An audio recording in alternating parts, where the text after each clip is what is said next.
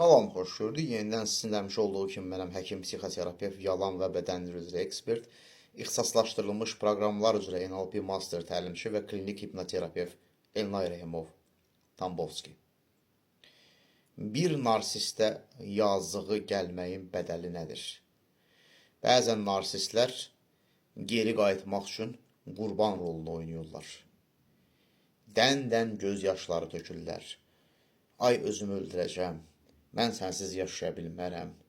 Məni pis vəziyyətdə qoyub getmə. Ah, nalə çəkmələr. Mən artıq dəyişmişəm. Mən artıq anlamışam. Artıq necə deyirlər, tamamilə hər şey fərqli olacaq söz vermələr. İnanın ki, o əgər bunu deyibsə, tam bunun tərsini eləyəcək. Əgər sizə əvvəllər pis bir şey yaşadıbsa, ondan da 10 qat, 15 qat artığını yaşadacaq. Çünki o əgər yalvarmaq dərəcəsinə gəlib çatıbsa, yəni siz bir şəkildə özünüzdə cəsarət tapıb onu özünüzdən uzaqlaşdırmışsınızsa, o narsisti, o da yalvarmaq dərəcəsindədirsə, demək ki, nədir?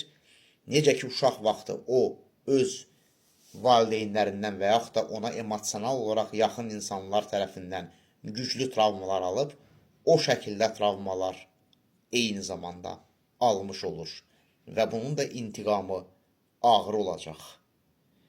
Yəni, qayıdış daha da ağır bədəllər ödəməyə, daha da ağır dəyərsizləşdirməyə, şiddət varsa daha ağır şiddətə.